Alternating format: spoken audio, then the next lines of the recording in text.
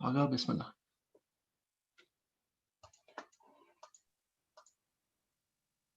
أعوذ بالله من الشيطان الرجيم. بسم الله الرحمن الرحيم. الرحمن علم القرآن خلق الإنسان علمه البيان. الشمس والقمر بحسبان والنجم والشجر يسجدان والسماء رفعها ووضع الميزان ألا تطغوا في الميزان وأقيموا الوزن بالقسط ولا تخسروا الميزان والأرض وضعها للأنام فيها فاكهة والنخل ذات الأكمام والحب ذو العصف والريحان فبأي آلاء ربكما تكذبان خلق الإنسان من صلصال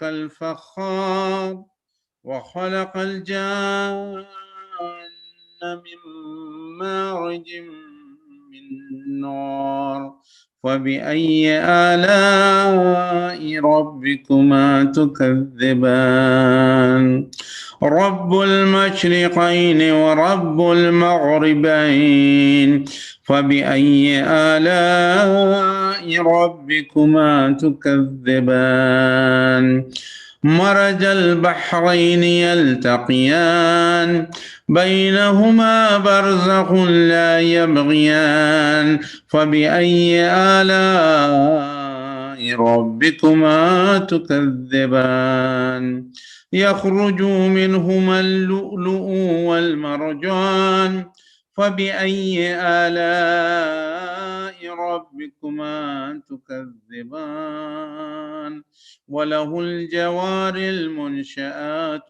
في البحر كالأعلام فبأي آلاء ربكما تكذبان كل من عليها فان ويبقى وجه ربك ذو الجلال والإكرام فبأي آلاء ربكما تكذبان صدق الله العلي العظيم وصدق الرسول الكريم اللهم صل على محمد وآل محمد وعجل فرجهم.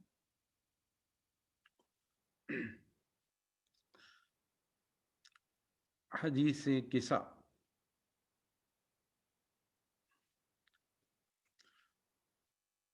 اللهم صل على محمد وآل محمد اللهم صل على محمد وآل محمد. رؤي عن فاطمة الزهراء عليه السلام بنت رسول الله صلى الله عليه وآله قال سمعت فاطمة أنها قالت دخل علي أبي رسول الله في بعض الأيام فقال السلام عليك يا فاطمة فقلت عليك السلام قال إني أجد في بدني ضعفا فقلت له أعيذك بالله يا أبتاه من الضعف فقال يا فاطمة ائتيني بالكساء اليماني فغطيني به فأتيته بالكساء اليماني فغطيته به وصرت أنظر إليه وإذا وجهه يتلأله كأنه البدر في ليلة تمامه وكماله اللهم صل على محمد وآل محمد. فما كانت إلا ساعة وإذا بولدي الحسن قد أقبل وقال السلام عليك يا أمه فقلت وعليك السلام يا قرة عيني وثمرة فؤادي. فقال يا أماه إني أشم عندك رائحة طيبة كأنها رائحة جدي رسول الله. فقلت نعم إن جدك تحت الكساء. فأقبل الحسن نحو الكساء وقال السلام عليك يا جداه يا رسول الله، أتأذن لي أن أدخل معك تحت الكساء؟ فقال وعليك السلام يا ولدي ويا صاحب حوضي، قد أذنت لك. فدخل معه تحت الكساء. اللهم صل على محمد وآل محمد. فما كانت إلا ساعة وإذا بولدي الحسين قد أقبل وقال السلام عليك يا أمه. فقلت وعليك السلام يا ولدي ويا قرة عيني وثمرة فؤادي. فقال لي يا أماه إني أشم عندك رائحة طيبة كأنها رائحة جدي رسول الله صلى الله عليه وآله. فقلت نعم إن جدك وأخاك تحت الكساء. فدنا الحسين نحو الكساء وقال السلام عليك يا جداه، السلام عليك يا من اختاره الله، أتأذن لي أن أكون معكما تحت الكساء؟ فقال وعليك السلام يا ولدي ويا شافع أمتي، قد أذنت لك. فدخلا معهما تحت الكساء. فأقبل عند ذلك أبو الحسن علي بن أبي طالب وقال السلام عليك يا بنت رسول الله. فقلت عليك السلام يا أبا الحسن ويا أمير المؤمنين. فقال يا فاطمة إني أشم عندك رائحة طيبة كأنها رائحة أخي وابن عمي رسول الله. فقلت نعم، ها هو مع ولديك تحت الكساء. فأقبل علي نحو الكساء وقال السلام عليك يا رسول الله، أتأذن لي أن أكون معكم تحت الكساء؟ قال له وعليك السلام يا أخي ويا وصي وخليفتي وصاحب لوائي، قد أذنت لك. فدخل علي تحت الكساء. اللهم صل على محمد وآل محمد. ثم أتيت نحو الكساء وقلت السلام عليك يا أبتا يا رسول الله، أتأذن لي أن أكون معكم تحت الكساء؟ قال وعليك السلام يا بنتي ويا بضعتي، قد أذنت لك.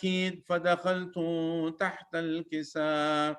فلما اكتمل جميعا تحت الكساء أخذ أبي رسول الله بطرفي الكساء وأومأ بيده اليمنى إلى السماء وقال اللهم إن هؤلاء أهل بيتي وخاصتي محمتي، لحمهم لحمي ودمهم دمي، يؤلمني ما يؤلمهم ويحزنني ما يحزنهم. أنا حرب لمن حاربهم وسلم لمن سالمهم وعدو لمن عاداهم ومحب لمن أحبهم. إنهم مني وأنا منهم، فاجعل صلواتك وبركاتك ورحمتك وغفرانك ورضوانك علي وعليهم، واذهب عنهم الرجس وطهرهم تطهيرا. اللهم صل على محمد وآل محمد. فقال الله عز وجل يا ملائكتي ويا سكان سماواتي، إني ما خلقت سماء مبنيا ولا أرضا مدحيا ولا قمرا منيرا ولا شمسا مضيا ولا فلكا يدور ولا بحرا يجري ولا فلكا يسري إلا في محبة هؤلاء الخمسة الذين هم تحت الكساء. فقال الأمين جبرائيل: يا ربي ومن تحت الكساء؟ فقال عز وجل: هم أهل بيت النبوة ومعدن الرسالة، هم فاطمة وأبوها وبعلها وبنوها. فقال جبرائيل: يا ربي أتأذن لي أن أحبط إلى الأرض لأكون معهم سادسا؟ فقال الله: نعم، قد أذنت لك. فحبط الأمين جبرائيل وقال: السلام عليك يا رسول الله العلي الأعلى، يقرئك السلام ويخصك بالتحية والإكرام ويقول لك: وعزتي وجلالي إني ما خلقت سماء مبنية ولا أرضا مدحية ولا قمرا منيرا ولا شمسا مضيئا ولا فلكا يدور ولا بحرا يجري ولا فلكا يسري إلا لأجلكم ومحبتكم، وقد أذن لي أن أدخل معكم، فهل تهزن لي يا رسول الله؟ فقال رسول الله وعليك السلام يا أمين وحي الله: إنه نعم، قد أذنت لك. فقد دخل جبرائيل معنا تحت الكساء. فقال لأبي: إن الله قد أوحى إليكم يقول: إنما يريد الله ليذهب عنكم الرجس أهل البيت ويطهركم تطهيرا. اللهم صل على محمد وآل محمد وعجل فرجهم. فقال علي لأبي: يا رسول الله أخبرني ما لجلوسنا هذا تحت الكساء من الفضل عند الله. فقال النبي: والذي بعثني بالحق نبيا واصطفاني بالرسالة نجيا، ما ذكر خبرنا هذا في محفل من محافل أهل الأرض وفيه جمع من شيعتنا ومحبينا إلا ونزلت عليهم الرحمة وحفت بهم الملائكة واستغفرت لهم إلى أن يتفرقوا. فقال علي: إذا والله فزنا وفاز شيعتنا ورب الكعبة. فقال النبي الثانية: يا علي، والذي بعثني بالحق نبيا واصطفاني بالرسالة نجيا، ما ذكر خبرنا هذا في محفل من محافل أهل الأرض وفيه جمع من شيعتنا ومحبينا وفيهم مهموم إلا وفرج الله هما، ولا مغموم إلا وكشف الله غما، ولا طالب حاجة إلا وقضى الله حاجته. فقال علي: إذا والله فزنا وسعدنا، وكذلك شيعتنا فازوا وسعدوا في الدنيا والآخرة ورب الكعبة. اللهم صل على محمد وآل محمد وعجل فرجهم.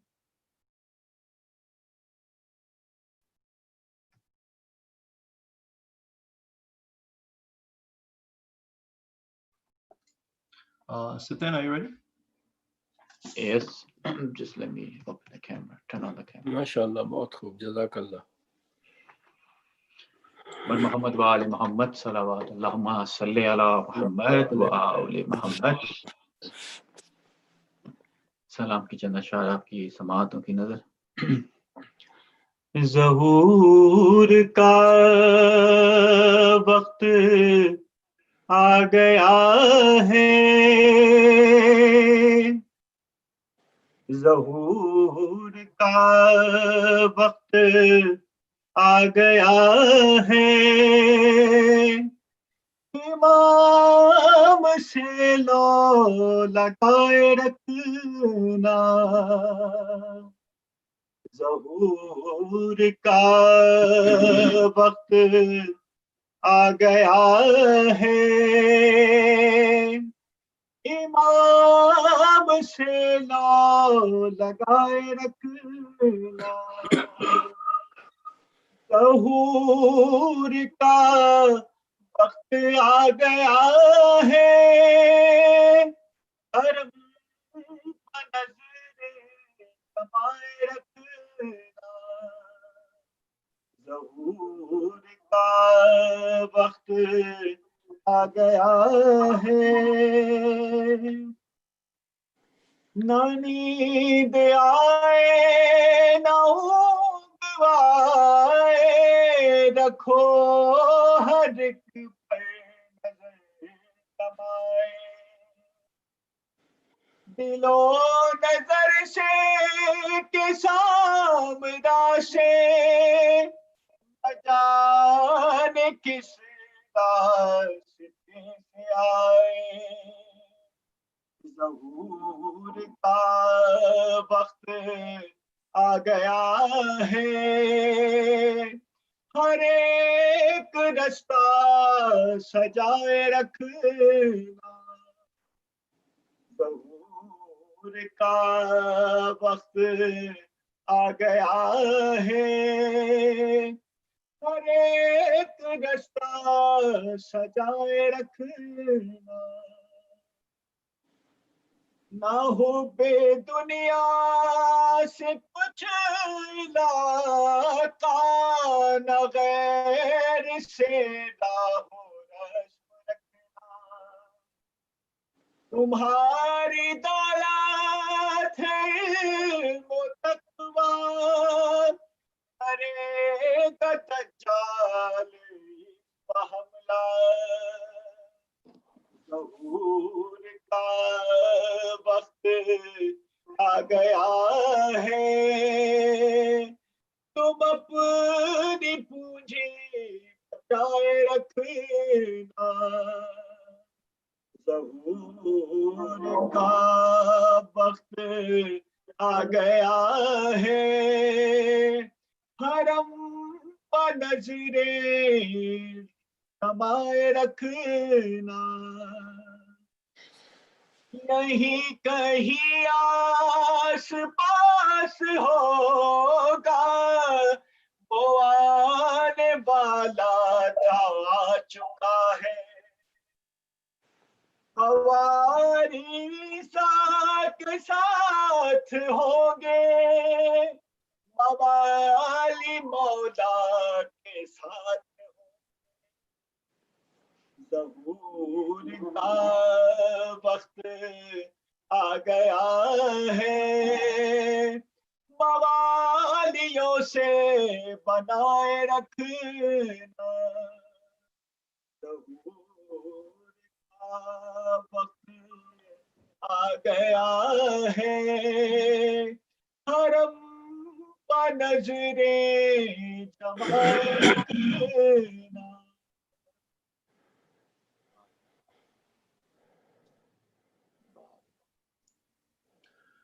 MashaAllah, بہت خوب. Ahsantum. Bismillah ar-Rahman ar-Rahim. Ahsant, Brother Imran Bakhtiari and Brother Sitain. First of all, I'd like to wish you all Wiladat Imam Hassan Askari alayhi salam Mubarak. Also wanted to remind our gents regarding the men's chai and chat program that will follow immediately after this Milad. Also wanted to also remind you that there's a separate Zoom link for this. That's in the current description. It's in the description of this video. This is a very informal meet and greet. We're just checking the well-being of our community members, if there's anything else we can do, and so on and so forth. The only request I have is for members joining, just make sure you have your first and last name that you're known by, so we can admit you inside the session. Tonight, unfortunately, I'm sure most of you have heard about the recent passing of Maulana Qalbi Sadiq. So I just wanted to take a moment, and if we can all recite Surah Fatiha for the marhum. Bismillah.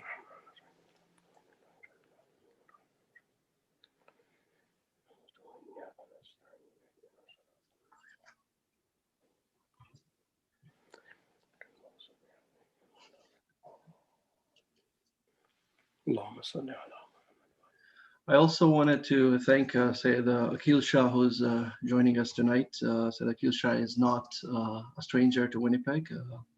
What I recall, I believe he had recited the Ashras for Muharram here in 2005 and 2006.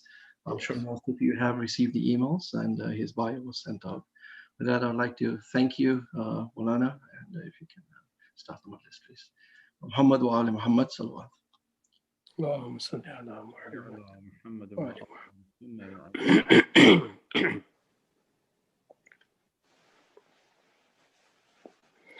السلام عليكم ورحمة الله وبركاته. عليكم السلام ورحمة الله وبركاته. أعوذ بالله السميع العليم من الشيطان اللعين الرجيم. بسم الله الرحمن الرحيم. الحمد لله الذي هدانا لهذا وما كنا لنهتدي لولا أن هدانا الله. لقد جاءت رسل ربنا بالحق. الصلاة والسلام والتحية والإكرام على أشرف الأنبياء والمرسلين حبيب إله العالمين سيدنا ونبينا وحبيب قلوبنا وطبيب نفوسنا وشفيع ذنوبنا ومولانا مولى ثقلين جد الحسن والحسين الذي سمع في السماء بأحمد وفي الأرضين بأبي القاسم محمد. اللهم صل على محمد وآل محمد وعلى أهل بيته الطيبين الطاهرين المعصومين الذين أذهب الله عنهم الرجس وطهرهم تطهيرا. اللهم صل على محمد وآل ولعنة الدائمة على أعدائهم ومنكري فضائلهم وغاصبي حقوقهم من ليلة هذه إلى صباح يوم الدين. أما بعد، قال الإمام حسن العسكري عليه الصلاة والسلام: بسم الله الرحمن الرحيم. فأما من كان من الفقهاء سائنا لنفسه حافظا لدينه مخالفا على هواه مطيعا لأمر مولاه فللعوام أن يقلده، وذلك لا يكون إلا بعض فقهاء الشيعة لا كلهم. صدق مولانا ومقتدانا الإمام حسن العسكري عليه الصلاة والسلام. صلوا على محمد وآل محمد.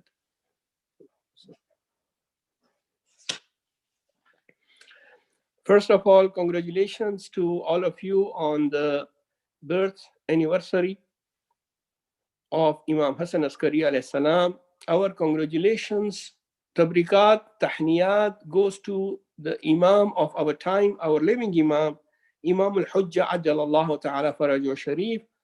We are gathered here to celebrate the birth anniversary of the father of our living Imam, the living Imam for whom the whole world is waiting. We are waiting for his zuhur and his advent.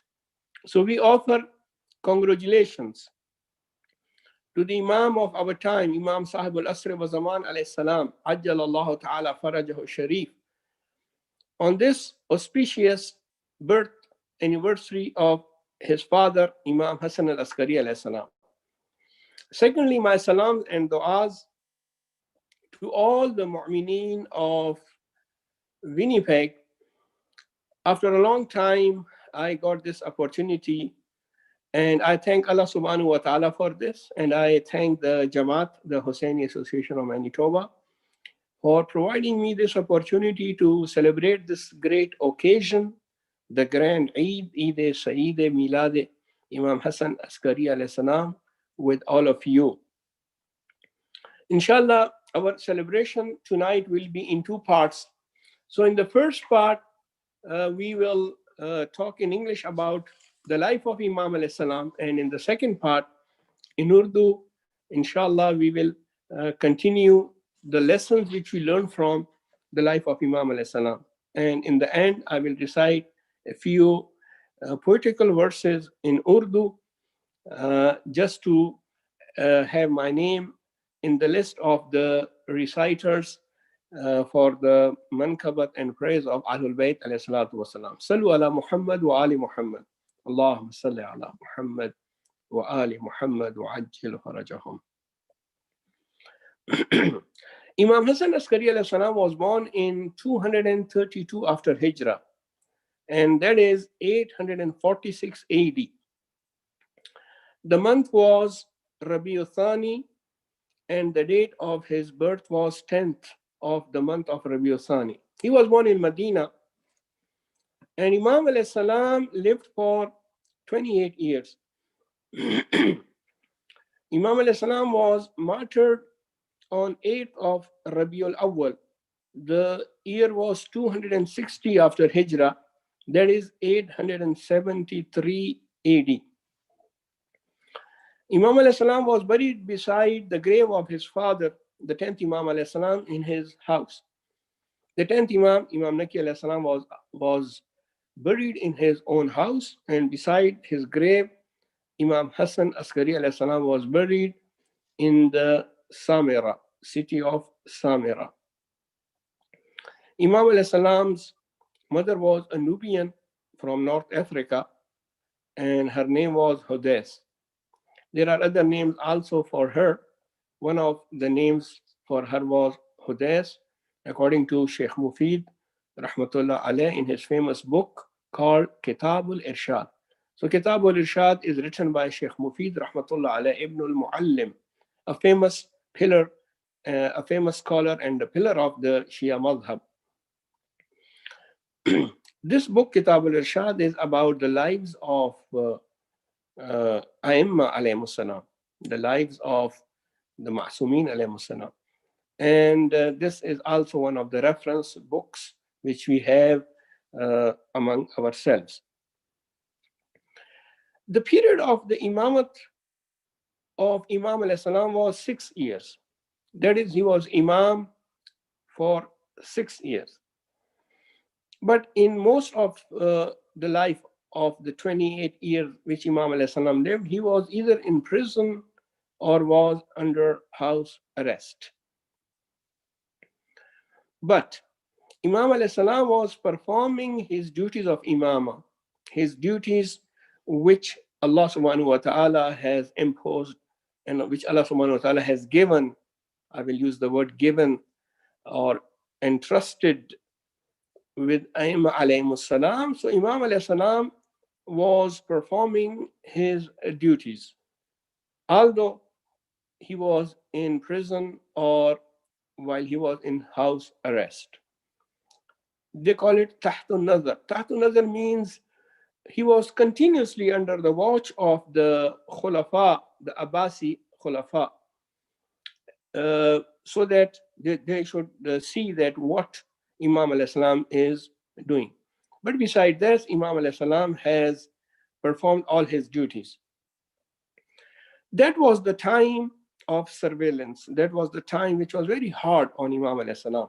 But Imam alayhi salam had his students who will bring the message of Imam alayhi salam to the community with the instruction how to do it.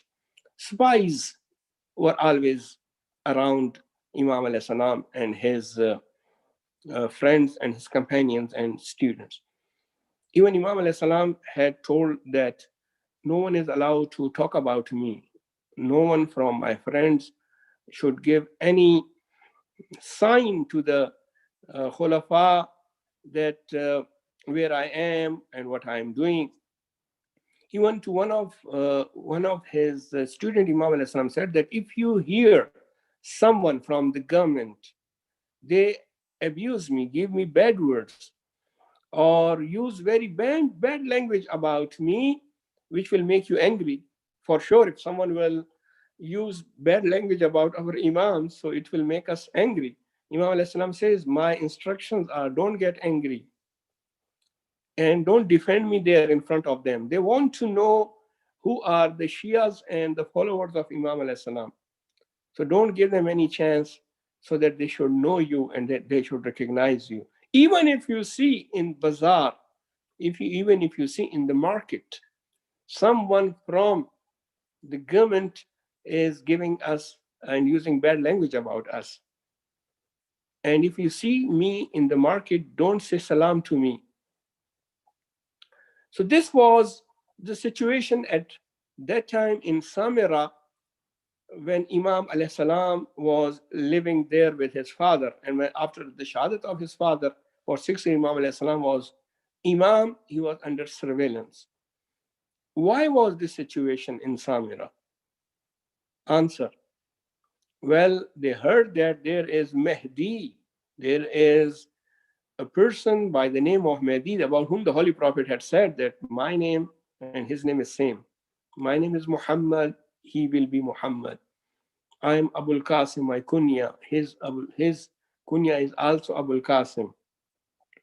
يملأ الأرض قسطا وعدلا كما ملئت ظلما وجورا. He will fill the world with justice as it will be filled with injustice.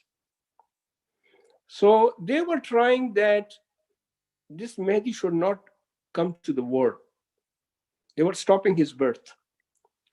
Or if he is born, they were trying to kill him. And they knew that because the Holy Prophet and Ma'sumin alayhi salam, not in one place, in many places, has mentioned that that will be the 12th among my descendants, the 12th one. So that's why they will send the spies to the house of Imam alayhi salam. Sometime the women who were spies were sent in the house of Imam alayhi salam to see which lady from the household of Imam alayhi salam is pregnant. Same as they were doing long ago for to stop the birth of Musa alayhi salam.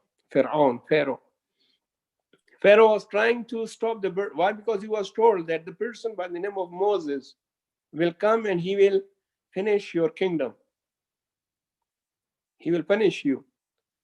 But they were not able to stop the birth of Musa alayhi salam. Not only they were not able, but Musa alayhi salam was born and then he was raised in the palace of Pharaoh.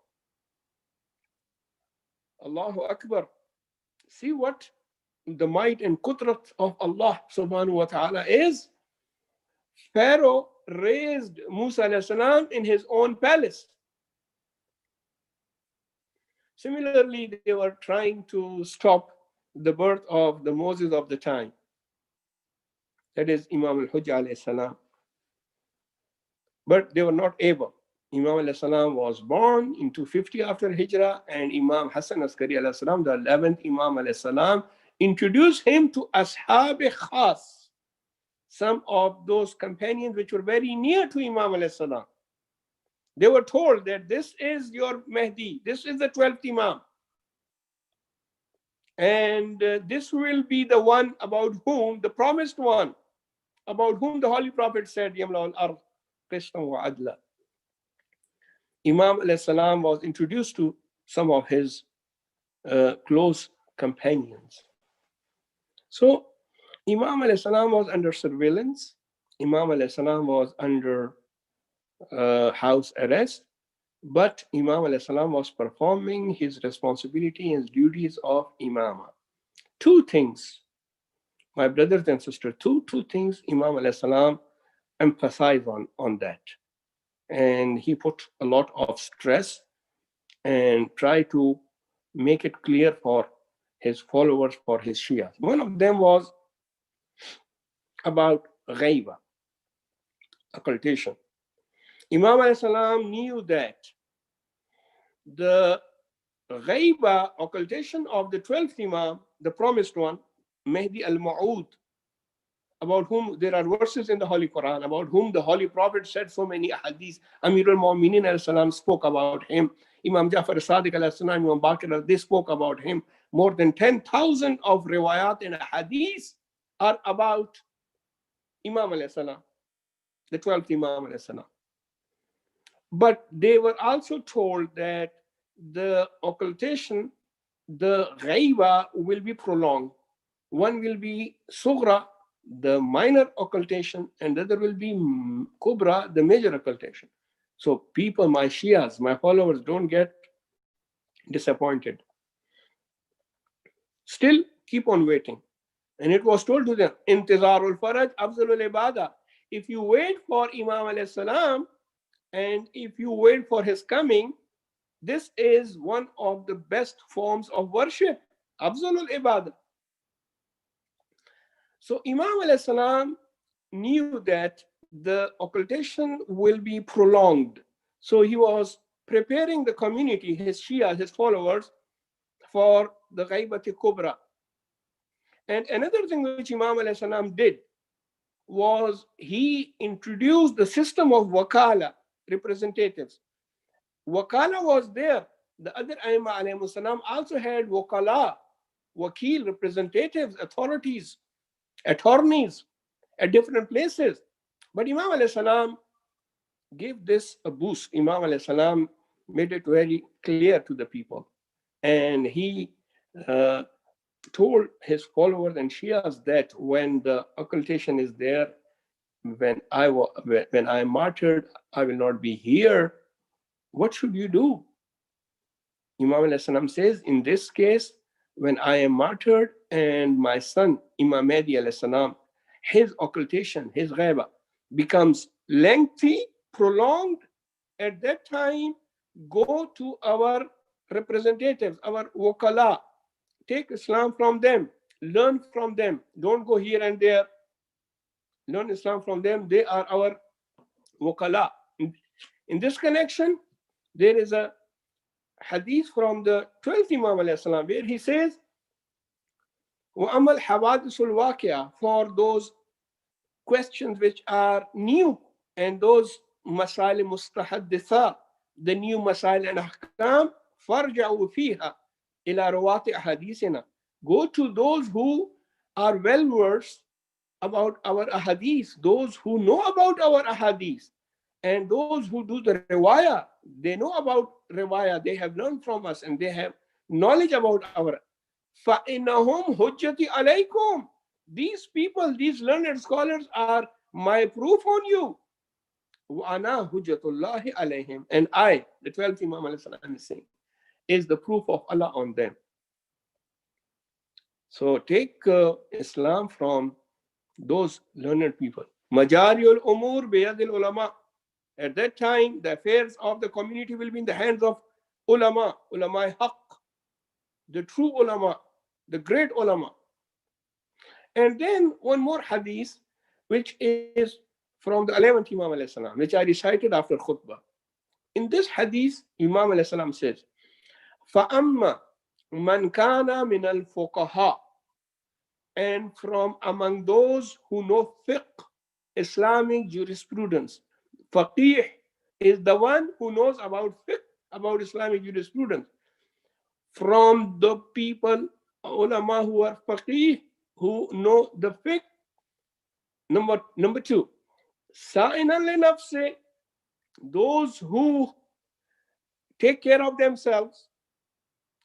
Sa'inan li nafsi, they take care of themselves. Number three, hafizun li dine, those who know how to protect the religion. When something comes on the religion, they come forward to protect the religion. Mukhalifan ala hawa, their hawa nafs is in their control, their carnal desires are under their control. Number five, muti'an li amri mawla, and they listen to the order of Allah subhanahu wa ta'ala. They know about halal and haram. They follow the orders of Allah subhanahu wa ta'ala. فَلِلْ أَوَامِ أَن يُقَلِّدُوا, the awam, the people should follow them. They should do taqleed of them. وَذَلِكَ, these five qualities which Imam alayhi salam is mentioning. لَا يَكُونُ إِلَّا بَعْضِ فُقَهَاءِ الشِّيَعِ, not every faqih of Shia has these qualities. Ba'z. Some of the fuqaha Shia has these five qualities. La kulluhum, not everyone. Now this hadith is in Ihtijaj Shaykh Tabrasi rahmatullah alayh. Shaykh Tabrasi has a very beautiful book, Al-Ihtijaj, 2 volumes. He has written this and in other places also. So here Imam alayhi salam is saying that those people who say, oh, we don't do taqleed, there is no need of taqleed, we know our knowledge, we have knowledgeable, now everything is online, we can have our ahkam and masail. No. Imam alayhi salam says, فَلِلْ أَوَامِ أَنْ يُقَلِّدُوا. They have to follow the one who is learned, the one who is knowledgeable, the one who is faqih, not everyone, with Jami'ul Shara'id. Jami'ul Shara'id means these conditions and Shara'id are there. If this is the case, then you have to follow them. Imam alayhi salam had wakala in different parts of the world. Some of them were in Qum, and some of them were in Herat, some of them were in Iraq, in different cities of Iraq, and in other places, different places. Imam alayhi salam had wakala. Before that, Aima also has wakala representatives, but Imam alayhi salam wanted to introduce this. That's why when Imam alayhi salam was martyred into 60, and the 12th Imam alayhi salam went into Ghaibat Sughra, 4 deputies, Nawab Arba'a. Nawab is the plural of Naib. Naib means representative, wakil. Nawab Arba'a, the 4 Nawab representatives were there, and they were for 69 years. And when the 4th one was near to die, Imam al-Islam told him to inform the people that after that, there will be no wakil khas, special representative, no. But maraji', fuqaha, ulama a'lam, the great scholars, Jami'ul Shara'i, will be my naibin, naibe umumi, ordinary, not khas. And this continues till today. Today we take Islam from whom? From naibin of Imam alayhi salam, our maraji'. So this shows how important is taqleed. This shows how important it is to take religion from the proper source, from the proper person. And that was Imam alayhi salam, while he was introducing the wakala, the letters will be written to him. Imam alayhi salam will answer the letters. And some people who says, we cannot approach you, we cannot come to you, we are far. Imam alayhi salam says, no need of coming to me. Go and listen to that wakil of mine, like Shah Abdul Azim Hassani. Shah Abdul Azim Hassani, who is in the south of Tehran, Shahr-e-Ray. He was the representative of the 10th Imam alayhi salam. Similarly, Hakima Khatun was also the representative and wakila of Imam Hassan Askari alayhi salam. Someone asked him, how come you have made a lady your wakila, your representative? He said, yes, Aqtadaitu bi Jaddi al-Husain alayhi salam. I am doing iqtida, I am following my great-grandfather Hussain alayhi salam. He made Sayyida Zainab Salamullah alayha his wakila and told her that now you have to take care of the affairs, you have to take care of my caravan, my children, and my message. So when Imam Hussain alayhi salam had wakila Sayyida Zainab Salamullah alayha, why should not I? Hakima Khatun was the daughter of Imam Muhammad Taqi alayhi salam, the daughter of 9th Imam, sister of the 10th Imam, aunt of the 11th Imam. See how great personality. She is buried inside the same Rawza and Haram where the 2 Imams, Imam al-Askariyan, are buried. Hakima Khatun is also buried in the same area. And she has done the riwayat from Ayyamah alayhi salam, a lady, a great lady of her time. And here, Imam alayhi salam, through this representatives, wakala, he prepared the community, the Shia community, the followers of Ahlul Bayt alayhi salam, to prepare yourself for the ghiba. These are wakala, take Islam from them, listen to them. And in some of the hadiths from Ahlul Bayt al-Islam, it says that you are not allowed to take your affairs to those who are not capable, those who are not from us, those who are against us. Choose one from among you, make him hakam, Hakamin Thalis, the third person, and solve your affairs and disputes with them. Don't take your disputes to everyone, to others. This shows how Imam alayhi salam was, he was thinking about the community and what Imam alayhi salam did as his duty of Imam. Sallu ala Muhammad wa ali Muhammad. Allahumma salli ala.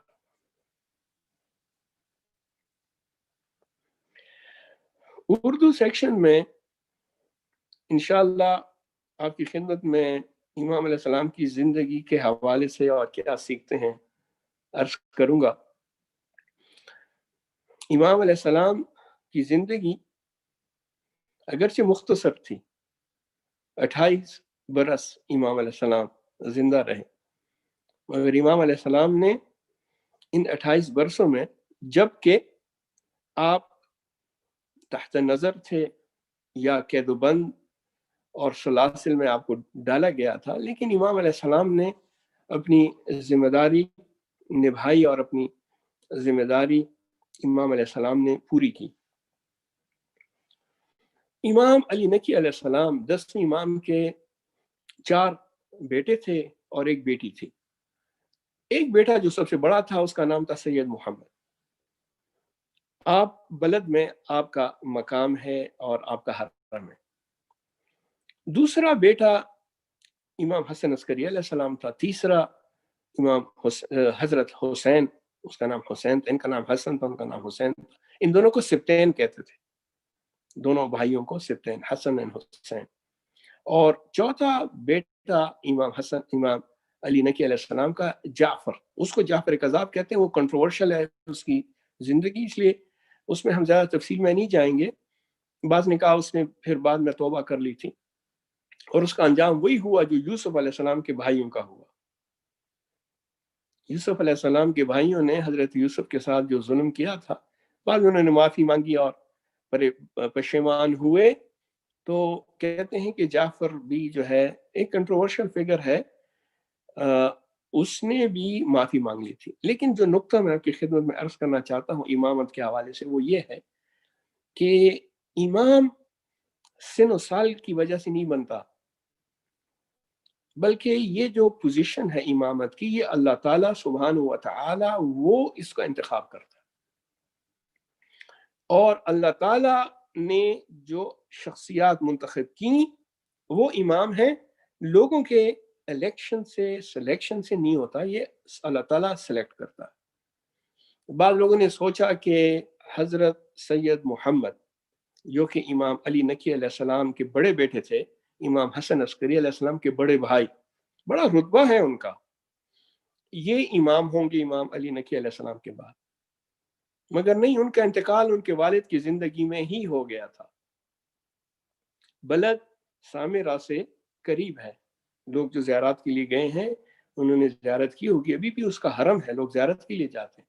بہت ہی پارسا اور بہت ہی عظیم شخصیت گزرے ہیں.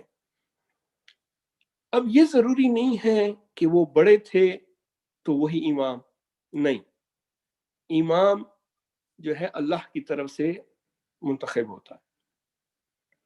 اسی طرح دیکھیں آپ، حضرت امام جعفر صادق علیہ السلام کے بڑے بیٹے اسماعیل تھے، اور امام موسیٰ کاظم علیہ السلام جو ہے وہ چھوٹے تھے. لیکن حضرت اسماعیل کا انتقال امام جعفر صادق علیہ السلام کی زندگی میں ہی ہو گیا تھا.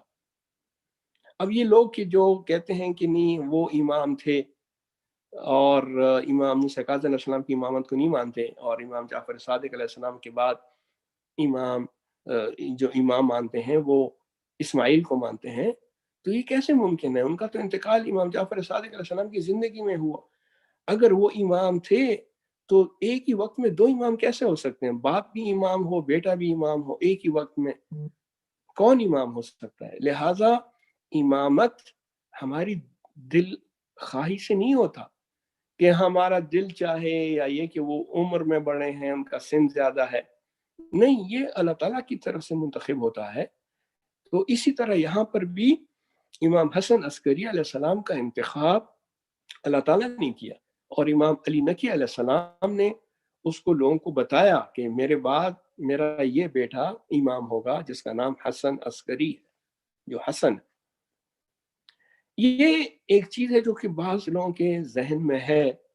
اس کو میں کلیئر کر دوں کہ امامت اللہ تعالیٰ کی طرف سے ہے اور اس کا انتخاب بھی اللہ کرتا ہے، جس طرح نبی کا اور پیغمبر کا اور رسول کا انتخاب اللہ تعالیٰ کرتا ہے. رسول کو لوگ تو انتخاب نہیں کرتے، بلکہ اس کا انتخاب تو اللہ تعالیٰ کرتا ہے.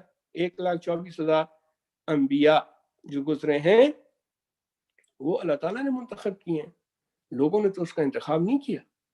اسی طرح جو ائمہ ہیں 12 امام، 14 معصومین علیہم السلام، ان کی عصمت، ان کی امامت اللہ تعالیٰ کی طرف سے ہے. وہ جس کو چاہے منتخب کرتا ہے، اور اسی طریقے سے 12 ائمہ کا انتخاب ہوا، اور اس میں انسان کا کوئی عمل دخل نہیں ہے. سوال، بعض لوگ کہتے ہیں کہ جب امام علیہ السلام تحت نظر تھے یا زندان میں تھے تو پھر آپ نے لوگوں کی جو آپ کی ذمہ داریاں ہیں، جو امام کی ذمہ دار ہوتے ہیں، لوگوں کی ہدایت اور لوگوں کو سوال و جواب کا، وہ کیسے کرتے تھے؟ جواب، امام علیہ السلام علم میں سب سے زیادہ ہوتا ہے، تقویٰ میں سب سے زیادہ ہوتا ہے. امام علیہ السلام کا رتبہ اور فضیلت اپنے زمانے کے سب لوگوں سے بڑی ہوتی ہے. یہ امام علیہ السلام کی کوالٹیز اور خصوصیات میں سے ہیں. لہٰذا امام علیہ السلام کے پاس علم لدنی ہوتا ہے. ان کو کسی کے ساتھ، کسی کے پاس جا کر امام علیہ السلام کو کسی کے سامنے زانوی تلمذ طے کر کے یا کسی مدرسے میں یا اسکول یونیورسٹی میں جا کے پڑھنے کی ضرورت نہیں ہوتی. ان کا علم خدا کی طرف سے ہوتا ہے. یہ اللہ کی طرف سے ان کو ایک علم دیا جاتا ہے جو کہ باقی سب سے زیادہ ہوتا ہے. اسی طرح اس کی جو خصوصیات ہوتی ہیں، تقویٰ، پرہیزگاری، وہ سب کے سب اس زمانے کے لوگوں سے امام کے پاس یہ تمام کوالٹیز، تمام خصوصیات زیادہ ہوتی ہیں. اسی خصوصیات میں اور انہی کوالٹیز کی وجہ سے امام علیہ السلام ہدایت کرتے ہیں، رہنمائی کرتے ہیں اللہ کے حکم سے، اللہ کی مدد سے. تو امام حسن عسکری علیہ السلام نے بھی اللہ کی مدد سے، اور جو امامت کی ذمہ داری ان کو دی گئی تھی، آپ نے ان کو بنحو احسن انجام دیا. میں 1-2 مثالیں دیتا ہوں اور پھر اپنی بات کو اختتام کی طرف لاتے ہوئے. ایک شخص تھا جس کا نام تھا اسحاق کندی. کندی قبیلہ ہے، تو وہ اس قبیلے سے تھا، اس کا نام تھا اسحاق. اپنے زمانے کا فلاسفر تھا. شاید آپ نے واقعہ سنا، اس لیے میں زیادہ تفصیل میں نہیں جاتا، لیکن اشارہ کر دوں. وہ شخص ایک کتاب لکھنے بیٹھ گیا اور کتاب لکھنا شروع کیا، اور اس کا نام رکھا تناقض فی القرآن. قرآن مجید میں نقص کا مطلب ہے کانٹرڈکشن، اختلافات. اور کئی 100 صفحے اس نے وہ کتاب لکھی. امام علیہ السلام تحت نظر تھے. ایک شاگرد آیا اور کہا کہ ایک اسحاق کندی کتاب لکھ رہا ہے کہ قرآن میں تو ایک چیز دوسری کے ساتھ ٹکراتی ہے، قرآن میں تو ایسا نہیں ہے کہ سب چیزیں ایک ہی طرح کی ہوں، بلکہ قرآن تو ایک آیت دوسری آیت کے خلاف ہے. حالانکہ قرآن وہ کتاب ہے کہ جو ہمارے عقیدے کے مطابق نہ تو اس میں کوئی چیز ایڈ کی جا سکتی ہے، نہ سبٹریکٹ کی جا سکتی. اور قرآن اللہ کا کلام ہے، انسان کا کلام نہیں ہے. لہٰذا قرآن وہ ایک ایسی کتاب ہے کہ جس میں نقص نہیں ہو سکتا، کیونکہ اللہ کا کلام ہے، نہ اس میں کوئی نقص ڈال سکتا ہے. اِنَّا نَحْنُ نَزَّلْنَا ذِکْرَ وَإِنَّا لَهُ لَحَافِظُونَ. یہ قرآن اللہ تعالیٰ فرماتے ہیں ہم نے نازل کیا اور ہم ہی اس کی حفاظت کرنے والا اللہ تعالیٰ ہے.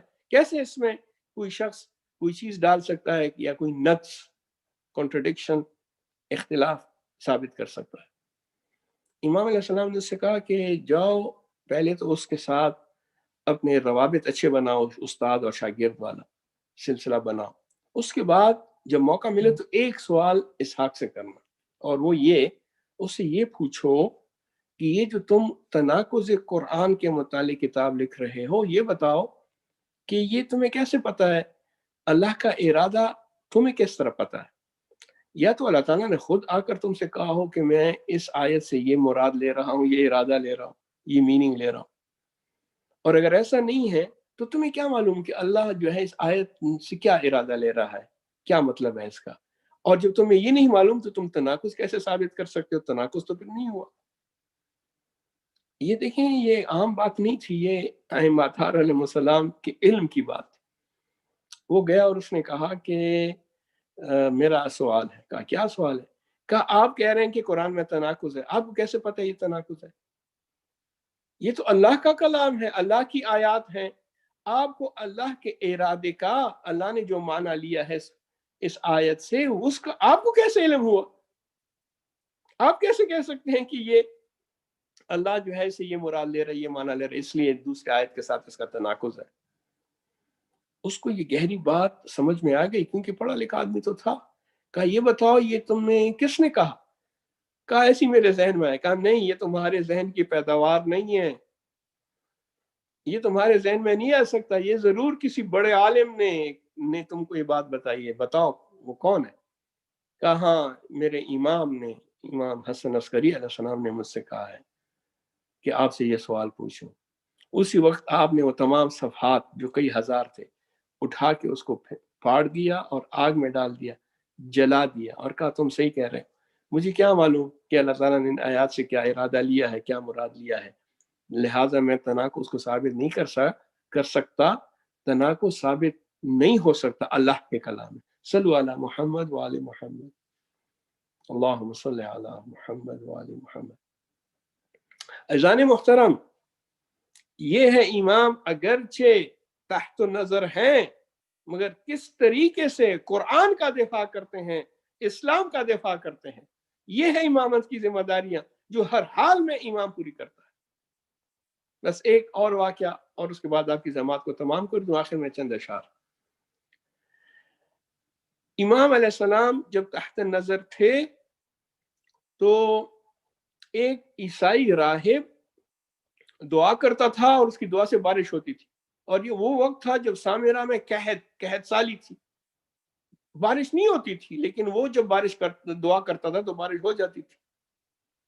اور لوگ عیسائیت کی طرف راغب ہونے لگے کہ یہ عیسائی ہے، اس کا مذہب سچا ہے، یہ آدمی بھی سچا ہے، کیوں یہ دعا کرتا ہے تو دعا قبول ہوتی ہے. ہم دعا کرتے ہیں مسلمان ہو کے، ہماری دعا قبول نہیں ہوتی. لہذا مذہب عیسائیت سچا مذہب ہے، ٹھیک مذہب ہے، ہم سے ہی نہیں ہے. اب جب لوگوں کے یہ افکار بڑھنے لگے تو عباسی خلیفہ نے کسی کو بھیجا اور کہا کہ امام علیہ السلام کو یہ پیغام پہنچاؤ کہ علیکہ بدین جدک، آئیے اپنے جد کے دین کو بچائیے. آپ کے جد کا دین ڈوب رہا ہے، ختم ہو رہا ہے، لوگ عیسائیت کی طرف جا رہے ہیں. امام علیہ السلام یہ نہیں کہا کہ میں تو جیل میں ہوں، مجھے تو آپ لوگوں نے جو ہے زندان میں رکھا. نہیں، جب دین کی بات آئے، دین کے بچانے کی بات، حافظاً لدینے، جب دین کو بچانے کی بات آئے تو پھر امام علیہ السلام، ائمہ اطہار علیہ السلام معصومین آگے بڑھتے ہیں اور دین کی حفاظت کرتے ہیں. اس میں پھر ذاتیات نہیں ہے. اگر ہم ہوتے، میں ہوتا، اپنی بات کر رہا ہوں، تو ہم یہ کہتے کہ بھئی آپ نے تو میرے ساتھ یہ کیا وہ کیا، اب جب آپ کو میری ضرورت پڑی تو آپ مجھے بلانے آ گئے. لیکن امام نے کہا نہیں، دین کو بچانا اور دین کو ثابت کرنا کہ یہ سچا دین ہے، یہی دین جو ہے اللہ کے نزدیک بھی دین ہے تو اسلام. ان دین عند اللہ الاسلام. آپ نے کہا کہ سب کو بلاؤ، میدان میں جمع کرو، اس کو بھی بلاؤ جو راہب ہے، پریسٹ، کرسچن پریسٹ، میں بھی آؤں گا اور وہاں ثابت کریں گے کہ کون سا دین اور کون سا مذہب درست ہے. اب جب سب لوگ جمع ہوئے، ہزاروں کی تعداد میں لوگ میدان میں جمع ہوئے، امام نے اسے کہا کہ دعا مانگو. اس نے ہاتھ اٹھائے، دعا کی، بارش شروع ہوئی. امام علیہ السلام نے جب دیکھا تو لوگوں نے بھی جو ہے عیسائیت کے حق میں نعرے لگانے شروع کیے. امام علیہ السلام نے اپنے شاگرد سے کہا کہ اب جب یہ دوسری مرتبہ دعا مانگے گا تو اس کی انگلیوں کے درمیان ایک ہڈی پھنسی ہوئی ہے، وہ نکال کے لیا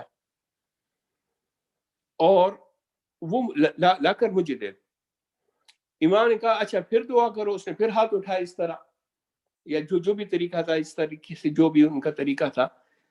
تو اب جب اس نے دعا مانگنے کے لیے ہاتھ اٹھائے، امام کا شاگرد گیا اور اس نے اس کی انگلیوں میں پھنسی ہوئی ہڈی کو نکال لی.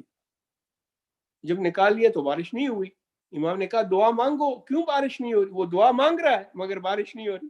لوگ حیران پریشان. امام علیہ السلام نے سب کو وہ ہڈی دکھائی، کہا کہ یہ ایک نبی، خدا کے نبی کی جسم کی ہڈی ہے، اور چونکہ یہ ایک مقدس چیز ہے لہٰذا اس کے توسط سے، اس ہڈی کے توسل سے جب یہ دعا مانگتا ہے تو اللہ تعالیٰ کو حیا آتی ہے. اللہ تعالیٰ اس ہڈی کے توسل سے اس کی دعا قبول کرتا ہے. اس وجہ سے نہیں قبول کرتا کہ یہ عیسائی ہے یا عیسائی مذہب درست مذہب ہے، بلکہ اس ہڈی کی وجہ سے اس کی دعا قبول ہوتی ہے. میں کہوں گا جب اللہ تعالیٰ ایک نبی کے جسم کی ہڈی کے توسل سے دعا قبول کرتا ہے، تو جب ہم محمد اور آل محمد علیہ السلام کے توسل سے دعا مانگیں تو یہ شرک کہاں سے آیا؟ اور اللہ تعالیٰ کو حیا آئے گی. اللہ تعالیٰ اسی دعا کو قبول کرے گا جو ان عظیم ہستیوں کے توسل سے اور توسل سے مانگی جائے. صلو علی محمد وآل محمد. اللہم صلی علی محمد وآل محمد. امام علیہ السلام نے لوگوں کو بتایا کہ یہ اس کی دعا کا قبول ہونا اس وجہ سے نہیں ہے کہ یہ عیسائی راہب ہے اور یہ کہ اس کا مذہب سچا ہے، بلکہ یہ تو اس ہڈی کے توسل سے ہے کہ اس کی دعا قبول ہوتی ہے. اس کے بعد امام علیہ السلام نے 2 رکعت نماز پڑھی اور دعا مانگی. ایک دم جیسی دعا مانگی بادل آئے، لوگ خوش ہوئے، آسمان کی طرف دیکھ رہے ہیں، کالے بادل آ گئے، اب جو ہے بارش برسے گی. امام نے کہا نہیں یہ بادل یہاں کے لیے نہیں ہے، یہ کسی اور جگہ جا رہے ہیں. لوگوں نے دیکھا بادل چھٹ گئے، کسی اور جگہ برسے. پھر اس کے بعد جو بادل آئے، امام علیہ السلام نے کہا کہ یہ بادل یہاں کے لیے ہیں، اور بادل آئے، خوب بارش ہوئی، اور اس طرح اسلام کو بچایا امام حسن عسکری علیہ السلام نے. صلو علی محمد وآل محمد. اللہم صلی علی محمد وآل. بس عزیزان گرامی، آپ کی زحمات کو تمام کرتا ہوں. میلاد اپنے اختتام کے قریب ہے. آخر میں چند اشعار اردو زبان میں آپ کی خدمت میں پیش کرتا ہوں. پہلا جو 4 شعر ہیں وہ جناب فاطمہ سلام اللہ علیہ کے حوالے سے ہیں. ان کی شخصیت کے متعلق تھوڑا اس میں تبرہ کا پہلو بھی ہے، لیکن تولا اور تبرہ ہونا چاہیے، ہمارے عقائد میں سے ہے، اور تولا اور تبرہ فروع دین میں سے ہے، برانچز آف ریلیجن. لہٰذا لیکن اس کے شرائط ہیں، طریقہ ہے، اچھے طریقے سے، احسن طریقے سے تولا بھی ہونا چاہیے، تبرہ بھی ہونا چاہیے، لیکن کسی کی دل آزاری ہمیں منظور نہیں ہے. ہم اپنی بات کرتے ہیں، اپنے ائمہ کی بات کرتے ہیں، اپنی فقہ کی بات کرتے ہیں، اور اپنے جو ہمارے عقائد ہیں ہم اس کی بات کرتے ہیں، اور ہمیں یقین ہے کہ یہی وہ عقائد ہیں، یہی وہ فقہ ہے، یہی وہ احادیث ہیں، یہی وہ علم ہے کہ جو پروردگار عالم ہم سے چاہتا ہے. شاعر کہتا ہے کہ حضرت فاطمہ سلام اللہ علیہ کی شان میں، محشر میں مریدوں سے یہ استاد کہیں گے، محشر میں مریدوں سے یہ استاد کہیں گے، ہم خود ہی پریشان ہیں تمہیں اپنی پڑی ہے. محشر، میدان محشر میں سب لوگ پریشان بھاگ رہے ہوں گے کیا ہوگا کیا ہوگا. ایسے میں محشر کے میدان میں مریدوں سے یہ استاد کہیں گے، استاد اپنے مریدوں سے کہیں ہم خود ہیں پریشان تمہیں اپنی پڑی ہے. جائیں تو کدھر جائیں کہ در تھوڑا تھا جس کا، جائیں تو کدھر جائیں کہ در توڑا تھا جس کا، دروازے پہ جنت کی وہی بیوی کھڑی ہیں. اللہ اکبر. اسی دروازے پہ، جنت کے دروازے پہ فاطمہ سلام اللہ علیہ کھڑی ہیں، ہم کہاں جائیں، ہم نے تو اس کا دروازہ توڑا تھا. مرزا غالب کا ایک شعر ہے جو کافی مشہور ہوا ہے اور لوگ اس کو جانتے بھی ہیں، اس کو پڑھتے بھی ہیں، جس میں اس نے کہا تھا کہ پکڑے جاتے ہیں فرشتوں کے لکھے پر ناحق، آدمی ہمارا کوئی دم تحریر بھی تھا. یہ البتہ مرزا غالب نے یہ کہا تھا کہ مثال کے طور پہ جو احکام ہیں، نماز، روزہ وغیرہ، حج، یہ فرض تو کیے ہیں فرشتوں نے، اللہ تعالیٰ نے فرض کیے فرشتوں کے حوالے سے، لیکن ہم سے تو پوچھا ہی نہیں ہے کہ بھئی میں نماز فرض کرنے جا رہا ہوں، تمہیں قبول ہے؟ اور حج کے لیے جاؤ، یہ نہیں پوچھا کہ بھئی آپ بھی چاہتے ہیں حج کے لیے جائیں یا نہ جائیں. تو لہٰذا چونکہ ہم سے نہیں پوچھا گیا تو ہماری اس میں مرضی جو ہے شامل نہیں ہے. لہٰذا اگر ہمیں کل گرفت ہوگی، ہماری پوچھا جائے گا، تو اس کے بقول یہ ظلم ہے، یہ ناحق ہے. مرحوم مفتی سید محمد علی نے اس کا جواب دیا ہے، یہ امام زمان علیہ السلام کے حوالے سے ہے. چونکہ آپ نے بھی سپتین بھائی سے بھی امام زمان علیہ السلام کے حوالے سے کلام سنا. یہ جو میلاد ہے یہ امام زمان علیہ السلام کے والد کا میلاد ہے، لہٰذا ان کا ذکر ضروری ہے کہ ان کا بھی ذکر کیا جائے. تو مرحوم مفتی سید محمد علی نے مرزا غالب کی اسی شعر کے حوالے سے کہا ہے کہ لکھے جاتے نہیں اعمال بلا اذن امام، لکھے جاتے نہیں اعمال بلا اذن امام، آدمی ہمارا ایک دم تحریر بھی تھا، آدمی ہمارا ایک دم تحریر بھی تھا. یعنی یہ جو احکام نازل ہوتے ہیں، احکام جو بیان کیے جاتے ہیں، اس میں جو ہے پروردگار عالم کی مرضی ہے، اور اس میں جو ہے ائمہ اطہار علیہ السلام جو کہ امام اللہ کی طرف سے آئے ہیں، تو اگر وہ ہمیں کوئی چیز حکم دے رہے ہیں، بتا رہے ہیں کہ یہ چیز واجب ہے، ایسا کرو ویسا کرو، تو یہ اللہ کا حکم ہے، یہ اللہ کی طرف سے ہے. امام اپنی جیب سے کچھ نہیں کہتا، رسول بھی اپنی جیب سے کچھ نہیں کہتا. جو وہی ہوتی ہے، جو اللہ تعالیٰ حکم دیتا ہے، اسی کو وہ جو ہے فالو کرتے ہیں. اور آخری شعر جب ہم تقابل کرتے ہیں حضرت امام مہدی علیہ السلام کا اور حضرت عیسیٰ علیہ السلام کا، یہ تو خیر ایک بڑا وسیع موضوع ہے، اس پہ تو کئی گھنٹے گفتگو ہو سکتی ہے. لیکن ہمارا یہ عقیدہ ہے کہ جب امام زمان علیہ السلام ظہور فرمائیں گے، تشریف لائیں گے، امام کہ جب آپ تشریف لائیں گے تو حضرت عیسیٰ علیہ السلام بھی ظہور کریں گے، آپ بھی آئیں گے، وہ بھی زندہ ہیں اور آپ کے پیچھے نماز پڑھیں گے. تو حضرت امام مہدی علیہ السلام کا رتبہ امام جو ہے، اور اس کا رتبہ انبیاء سے بڑا ہوتا ہے، سوائے سید الانبیاء حضرت محمد مصطفیٰ صلی اللہ علیہ وآلہ وسلم. اللہم صلی علی محمد وآل محمد. اس کے علاوہ ائمہ کا رتبہ اور مقام اور فضیلت باقی انبیاء سے زیادہ ہوتی ہے. تو اس حوالے سے ایک شعر ہے، مریم کا پسر ہے وہ میں ابن علی ہوں. امام زمان علیہ السلام، مریم کا پسر ہے وہ میں ابن علی ہوں، وہ صرف ولی تھا میں ولی ابن ولی ہوں، وہ صرف ولی تھا میں ولی ابن ولی ہوں. ہاں عیسیٰ میں اور مجھ میں یہی فرق بڑا ہے، ہاں عیسیٰ میں اور مجھ میں یہی فرق بڑا ہے، وہ ناد علی پڑھتا تھا میں ناد علی ہوں. صلوات بھیجے محمد اور آل محمد. اللہم صلی علی محمد. وقت دعا ہے. ماشاءاللہ فضائل اہل بیت علیہ السلام کے بعد یہ وہ وقت ہے کہ جس میں دعا قبول ہوتی ہے. بسمک العظیم العظام الجل الاکرم، یا اللہ یا اللہ یا اللہ یا اللہ یا اللہ یا اللہ. الہی بے کہ فاطمہ و ابیہا و بالہا و بنیہا والسر المستودع فیہا. الہی بے کہ محمد وانت المحمود، بے کہ علی وانت العلی العلا، بے کہ فاطمہ وانت فاطر السماوات والارض، بے کہ حسن وانت المحسن، بے کہ حسین وانت قدیم الاحسان. بار الہ اس میلاد کو، اس خوشحالی کو، اس خوشی کے موقع کو، اور جس لوگوں نے اس میں شرکت کی ہے، بار الہ یہ اعمال، یہ عبادت ہم سب سے قبول فرما. تو یہ واسطہ امام حسن عسکری علیہ السلام کی اس میلاد کا، امام حسن علیہ السلام کی شخصیت کا، ہمارے اس میلاد میں جتنے لوگوں نے بھی شرکت کی ہیں، جو جس قسم کی نیک اور شرعی حاجت رکھتے ہیں ان کی حاجات کو پورا فرما. جو مریض ہیں، بیمار ہیں، ان کو صحت شفا کامل عطا فرما. بالخصوص کرونا وائرس سے ہمیں نجات دلا. مومنین اور مومنات، مسلمین اور مسلمات، تمام دنیا کو اس بیماری سے، اس وبا سے جلد از جلد نجات عطا فرما. ہمارے علماء اعلام جو بھی ہمارے درمیان نہیں ہیں، جن کا انتقال ہو چکا ہے، ان کو غریق رحمت فرما. مولانا قلب صادق صاحب مرحوم اور باقی علماء جو اس مہینے میں اور اس سال میں، یہ 2020 میں کافی علماء اس دنیا سے ان کا انتقال ہوا، وفات ہوئی، سب کو غریق رحمت فرما. اور جو علماء اعلام مراجع اعظام زندہ ہیں ان کو طول عمر عطا فرما. ہمیں اپنے علماء حقہ کی پیروی کرنے کی اور ان کے احکام سننے کی اور ان کے علم سے استفادہ کرنے کی توفیق عطا فرما. امام زمان علیہ السلام کو ہم سے راضی اور خوشنود فرما. امام علیہ السلام کے ظہور میں تعجیل فرما.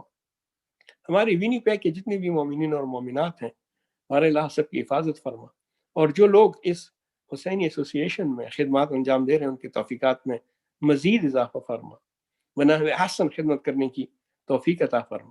پڑھنے والے سننے والے اس میلاد میں شرکت کرنے والے جو آن لائن تھے جو باقی شہروں میں بار اللہ سب کے درجات عالی ہیں متعالی فرما. سب کے توفیقات میں مزید اضافہ فرما. حج عمرے اور زیارات کی سعادت ہم کو نصیب فرما.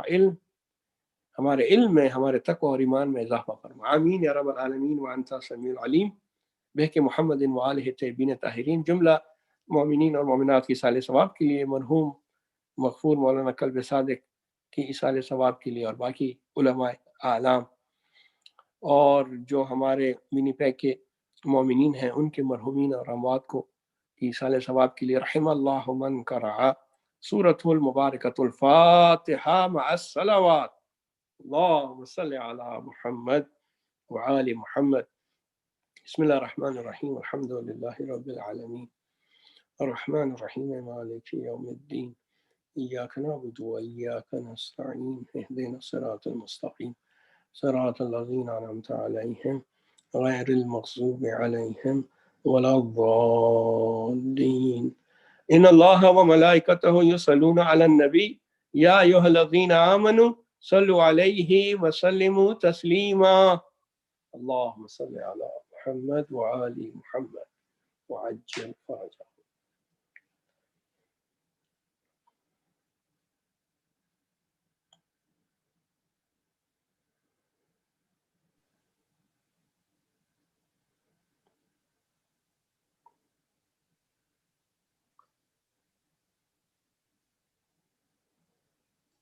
صلی اللہ علیہ یا رسول اللہ. السلام علیکم یا نبی اللہ. السلام علیکم یا امیر المؤمنین. السلام علیکم یا فاطمة الزہرا سیدۃ نساء العالمین. صلی اللہ علیہ یا ابا عبداللہ. السلام علیکم یا ابن محمد المصطفى. السلام علیکم یا ابن علی المرتضى. السلام علیکم یا ابن فاطمة الزہرا سیدۃ نساء العالمین. السلام علیک وعلی اخیک الحسن المجتبى الشہید السبط الزکی. السلام علیک وعلی ابنائک واولادک وانصارک والمستشہدین بین یدیک. السلام علیک وعلی اخیک حامل اللواء ساقی عطاش کربلاء ابو الفضل العباس وعلی اختک الحوراء زینب وعلى طفلتك الرقية.